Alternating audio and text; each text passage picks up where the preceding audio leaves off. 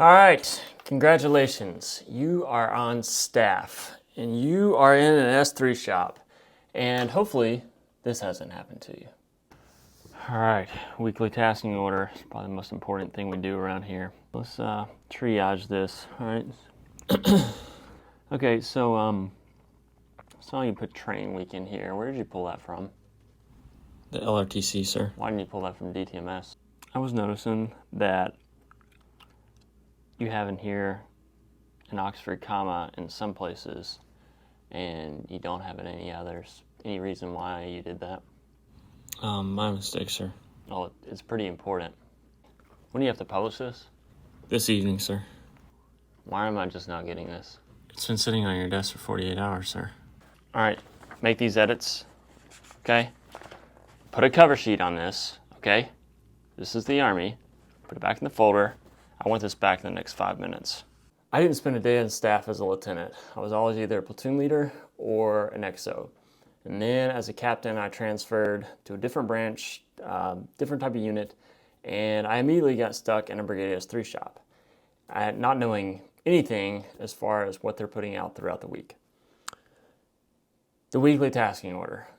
It is I think, the most important thing that's coming out every week going out to the units.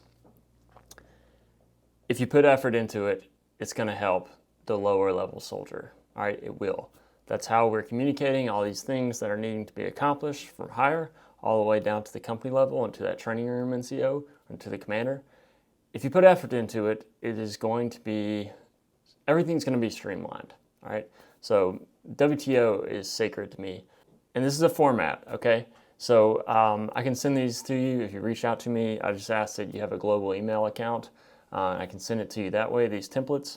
But I'm going to walk you through how I would create a weekly tasking order, and we'll do it from the perspective of the 81st Striker Brigade. All right, so let's talk a little bit about how you receive this information that's going to feed the weekly tasking order. So some units have a format that looks similar to this. I've seen that based on old products from my old brigade here at 1-2. Here in the Guard, we use a document called the base order. So they published, it's basically an enduring document that lists things for the FY, and then they add to it as things come throughout the week, and then they update and remove it. All right. The WTO that I will talk you through is more designed for week by week by week. So it's more of a condensed document that will show you what applies for that week and going forward. All right. So you have to reference old WTOs to go back in it, but I prefer it that way. You just have to get your naming convention for task super dialed in. All right. Okay. So let's talk a little bit about knowledge management. So what you can see in here, this is like I'm going back into FY23. So this would be the start of an FY in October. So what I would do, I would build out all the folders with all the WTOs that I'm going to publish throughout the FY. All right, so at 23-01, name it WTO, then your FY, then your first order, your second order, and I would go on and on and on and on and on and on. So you can build those out, all right? Then within the folder, I would have my base order, my weekly tasking order. That's like the master document, the one that I will publish. And then I would have the tasking inputs. So these are individual inputs into this order. So you would look at the base order or your brigade's weekly tasking order or division, if you fall under them, for their higher document, and then you start to build your order. So you'll have a base, you'll have your main document that you're working off of. So here, this is what it looks like. I'm going to talk you through all of this, all right? But this is what you would actually publish. So this is like your master document, all right? And then, but within that same folder, I would have individual tasking inputs. So let's talk the master document first, and then I'm going to show you how the individual taskings that feed the WTO. All right, so I'm going to talk kind of the macro view of it. So up here in the right-hand corner is some of your admin data, so your unit here, where you're located, and then the date that you're publishing this order. You'll see your naming convention. So this is the 81st Striker Brigade weekly tasking order. You got the naming convention that we already addressed. It's part of your filing system. And then up front, you want to list out all your tasks that are going to be listed down below here in the order. So 1 through 3. And there's two different types of things that you're going to put in here. It's either a tasking, meaning that it's requiring someone to do something, all right, it requires action, or an announcement. So nothing is required, it's just informational or voluntary or optional requirements that are going out in your weekly tasking order, but two different types, all right? So let's talk what a tasking looks like. So you want to name it, give it a title, all right? And usually over here in the right-hand side, I would always list where it came from. So this came from QOps, all right? So it's current operations. Up front, you want to give a situation, so why you're doing this. It's kind of explaining it to your subordinate units. So as you can see, back in October 2022, this was for a training meeting, all right, for the commanders. And it also included, there was going to be a lessons learned OPD for units as well. So you're basically giving a situation, why we're doing this, what's the background on this. Down below, you'll see the second bullet is tasks to subordinate units. So I've done this two different ways. I've had one task to subordinate units where I just covered units, and then I had a third or a fifth bullet that goes task to staff. Doesn't matter, you can do it either way. For this one, there weren't any specific mission sets for either the units or the staff, okay? So you can see here, you just said see coordinating instructions, all right? So that tells you that everything that's being published in this task applies to everyone. Then down below, you would give instructions that are going to apply to all right? So you can see here that this was optional because we have some part-time soldiers here in the Guard. We have a lot of part-time soldiers here in the Guard. And then it also lists how you can attend. So you could come in person, and then we were going to be published the specific classroom that's pending, all right? That will come out in a future WTO. And I'll show you how you make a change to a task in future orders. Or in teams. And something you always want to do when you publish a Teams link is make sure you hyperlink it, all right? So that automatically gives whoever is attending, all they have to do is click on that, and it would take them to where that Teams meeting is going to take place. Any specific times, you'll see a little bit later in some other tasks, there's some timelines to add. So that's where you can place that on your coordinating instructions. Also for any slide updates, I also hyperlink the team's location for where they'll upload their slides, and I would already have a slide deck in there. And then, I think this is the most important part, always provide a primary and alternate point of contact. All right, so this was myself. I was publishing this order. And don't even think about emailing this. It's not real. It's not me. Okay, I made it up. But the alternate contact is POC is Sergeant Major John Smith, who's also not real. But that gives you 2 points of contact. If a subordinate unit has a question, they can reach by phone number or reach by email. You're providing that to the units. All right, let's talk an announcement. So very similar structure. Except it's not requiring action. This is optional. So this was for some past training for some medical personnel, all right, and AOs and command teams if they wanted to attend, all right. Once again, same thing, see coordinating instructions, and then it would tell them to push down there, and it provides all the details as far as the dates and who is the POC for registering for training. As you can see, this is Sergeant Major John Smith.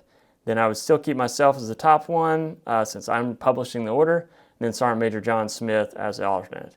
And sometimes if you get like internal tasking from your staff, you can put them as a primary POC. It does not always have to be you at the top. It shouldn't be, to be honest, because maybe your S6 is able to answer something better than you are. But you would include that information in the point of contacts. And at the bottom, I always include this statement: acknowledge receipt of this tasking order via the Brigade S3 functional email, and then I give that distro. Then your commander's name, and then who's publishing is usually your S3 or maybe your XO. And then any attachments that you have, the products that you will email out with the WTO or hang in Teams, that's where you include those, list them out. You can see this relates back to task 23-003. And then your distribution. Who is it going out to? So you can see all the staff was listed on here, as well as the commanders of all the units. And then you'll have a massive distro that it's being sent out to for who needs to action it. All right. Up here at the top, just in the heading, you would make sure you have what the numeric is for the order and also from the training week. And you can easily pull that from DTMS. All right, so let's talk about actually putting this together. So keep this document open, all right, your main document. And then in here, you'll see we had WTO 23-01. And then what I do is, let's click on one of these. This is an individual tasking, all right? So I would have this format here, but I'm building individual taskings that are gonna feed that master document. So this is how you build it. You line out your situation. This is an internal requirement, so there's nothing coming from higher on it. You know, the commander wants you to do this. And it basically matches everything that is being fed into that master document. So what you do, you would put together this, write it out, make sure you cover all the paragraphs. And then once you're done, you would just copy and paste and put it into the WTO. All right. The reason why you do this is things will change, right? Things will get fragoed. The changes will apply, and I'm going to show you how I do that with some coloring and things like that. But things will change. So what you can do is once you have a tasking identified with the numeric and then what it is, if you ever need to find that task to make changes and to fraggle it, all you have to do is Control F, and look at there. I found the task, and then I can make my changes. All right, so let's talk a little bit about what happens when stuff changes, or your next weekly order. All right, so I'll exit out of this. Should we save? Okay, so it's a new week, right? We're gonna go to WTO 23-002. It's the same file structure. I've got my master copy, and then I've got my tasking inputs. All right, so first off, I'm not gonna show you the master one first. I'm gonna show you one that changed. So I would Control F, find 23-001. Here, I'll expand this so you can see it. And I add Frago 01 to the front, okay? All right, so there's three colors that you can use to show a change, right? So anything with Frago, yellow indicates that's a change. Something within the document has changed. And you're still working off that original WTO tasking. So 23-001, you're just Fragoing it. All right, so we'll scroll down, and here are some of the other colors. So let's say for this one, I wanted to task the S6 to make sure they set up the audiovisual equipment for the presentation of slides to attendees, okay? A pretty important thing for a meeting. I would just put add in bold and then highlighted green, and that immediately shows whoever is reading this that I added something new, and that's what it is. That's a difference, all right? Scroll down to coordinating instructions. So in the prior order from the week before, it was optional, but now it is mandatory. So I would, in yellow and in bold and in all big letters, change. And then I'm going to highlight what changed and what doesn't apply anymore. So it's no longer optional, it's mandatory. So mandatory goes in there, it's highlighted in green, it's new text. And then for the old text, it's been rescinded. I highlight in red and strike it out, all right, just with this tool right here. Sorry, let me get this bigger for you. And then let's say the dates change for when slides are due to you, okay, on Teams, for the subordinate units to turn them in. Highlight the new date, cross out the old, make sure I highlight with yellow and in bold font right up front, okay? Nothing else changes, this minus what has changed, all right? So the point of contact stays the same unless they change, right? If someone's on leave or something like that.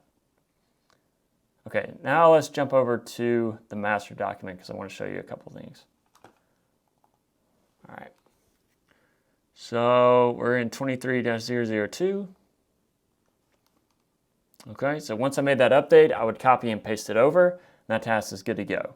All right, this training opportunity got canceled. All right, it no longer applies, and the state told us that, or your higher unit told you that from their order. All right, all you have to do is list rescind. So I'd list it up here up front. That's letting the units know that no longer applies. And then down below in red and bold font, I put rescind and then cross out everything. All right, so it no longer applies. It's gone, it's dead due to some reason. All right, and then you're going to have new task for that week, right?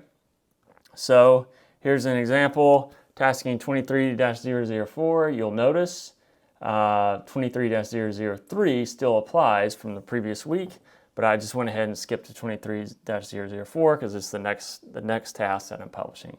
So here you can see we have a leader pickleball tournament. All right, all officers, if they give a damn about their future in their Army and their evaluation, are tasked to attend a mandatory pickleball tournament.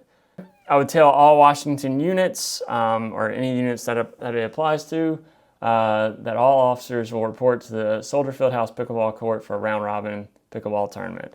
Down below in coordinating instructions, I'm going to give the uniform what they need to do. Make sure you bring a copy of Message to Garcia.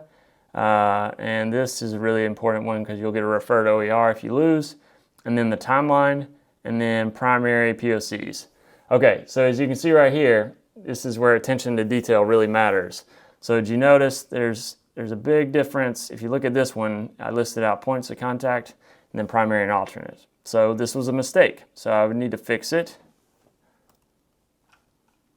This is why that formatting is key, and this is why I can send you this document. So I already caught something that I messed up. All right, that's a new task. All right, and it came from CUOPS. Okay, so once you get done, the next piece that you really need to talk about, you're going to email this out, and you'll include any of the attachments that go with this too. It works very well to send out on the email, up front, tell the units which ones have been officially tasked. So you list all your units and then show which ones are tasked, and then copy and paste this document in the body of the email. I would also convert this to PDF, attach it within the email, and then any attachments that apply. All right. So let's say if for this task, probably would have a ConOp associated with it. So I would convert that, gen it up in PowerPoint, then convert it to PDF, and I would send that out as well. All right, so let's talk about the accountability piece.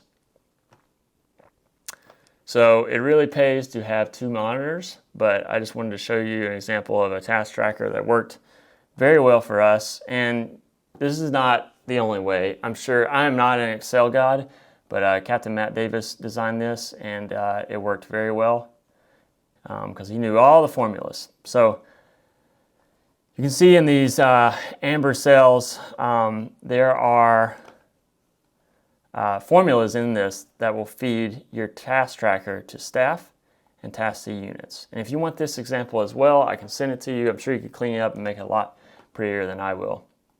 But you would probably host this on Teams. That's the best way. So it's a living and breathing document. But this can help feed your meetings like command and staffs or training meetings, and also any of your, if you have like an ops sync, you can let your subordinate units who's delinquent on what. So, bear with me. Okay. So how you would fill this out, I'll show you one of them.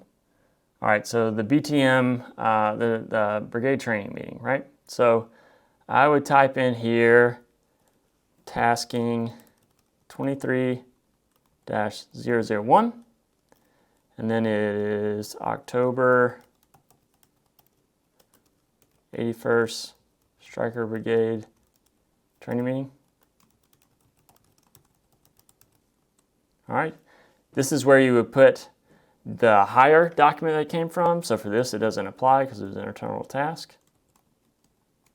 For the battalion staff, primary POC, or your brigade staff, Captain Howell, and then Sergeant Major Smith. The WTO 23-01, because that's the document you did it into. All right, staffing suspense. Here, I'll expand this so you can see it. You really need multiple monitors when you're on staff. All right, it will serve you well. It's almost required. Okay. All right, so staffing suspense, let's say that was 1 over 2023. And then when we published, same date. Okay. And then for suspense, whatever you put out in your timeline when units owe stuff. And then I think this was held on, okay. And then Matt Davis, because he's awesome, it will show like we are way behind. All right, so it will feed both these things, so task and unit, staff and units. So what you do in order to build your tracker, you go through, see who it applies for. So it gives you 3 options: behind, in progress, or complete. All right, so let's say the S3 is already on it. All right, you go through and click there, behind. And the best thing about this is for all your meetings, when you need to review the task tracker and show your commander or your XO, or the Sergeant Major who does a lot, the Ops Sergeant Major who does a lot of the accountability with this, you can easily go to this task tracker. You could snip it. You could control C and then Control V it into a PowerPoint slide. Bam, your task tracker is done. All right. But one thing I will highlight: it's important that you keep these amber, when you start putting in the task, that you keep the amber cells going. All right, don't ever run out of those, because then you'll lose the formulas. Same thing with these. This is all being fed from that orders tracker. So I want to make sure the formulas are still going, just like that, okay? But this document, and I'm sure there's probably better ones out there, so whatever works for you, do it, all right? You have to have a task tracker if you're going to write your WTO this way, all right? And the meetings you're going to be holding throughout the week is mostly focused on accountability on these tasks, all right? You're providing that to your commander, and it's very important. Okay. So you update your task tracker. I usually did that the same day that I published the WTO. And then for the WTO, we already talked about what you'll send out in the body of the email. So you would name up front who this WTO impacts by unit. You would then copy and paste this entire document and put it in the body of the email, just like this, okay? Control C, and then throw it into the actual body of the email. And then I would also, I don't think I have Adobe on this computer, but I would convert this to PDF, and I would also attach that within the order. And then on Teams, I would go in, I'd build a file structure for each WTO, and for WTO 23-01, and I would upload the order, any attachments or anything that applies, and then you have your living, breathing document for the task tracker that hangs somewhere in Teams under an S3 area. That's the best place, and make sure everyone has access to that so they can go in there and see it. All right, and know what they're delinquent on, what they've already accomplished. And then another thing I like to do is lock that document down, because what you don't want to do is someone going rogue and just going ahead and updating the tasks, and they're just saying that they're done and then they haven't completed it. All right, you own that task tracker. All right, don't let other people mess with it, and expect them to feed those updates to you as they accomplish them. All right, I hope that you found this video helpful. I did not get enough training on a weekly tasking order as a captain. I didn't get any as a lieutenant. So that's why I'm doing this now. I can't find any resources for the Army that actually shows you how to do this. And that's why I'm doing it on YouTube, because it's like universal. But if you need any of these products, hit me up on Instagram at Servant of Leaders. All I ask for is a global email so I know who I'm sending this to and that they're in the Army. And I'll send these over to you. And just know what you're doing each week. I know being on staff can sometimes suck, and you just want to be out there, being a platoon leader, or you're waiting for command, or maybe you're an NCO and you're doing time in the 3 shop. But just recognize that what you are publishing each week, it is going to help people so much if you put the time in and ensure that you're pointing out clear directions with coordinating instructions that just make sense. And if they have questions, they can reach out to you because they know who to call. All right. If you have any further questions, leave it down below in the comments. And if you have anything you want to reach out to me and think I could improve on, hit me up on Instagram. That's the best way to reach me. All right, y'all take care.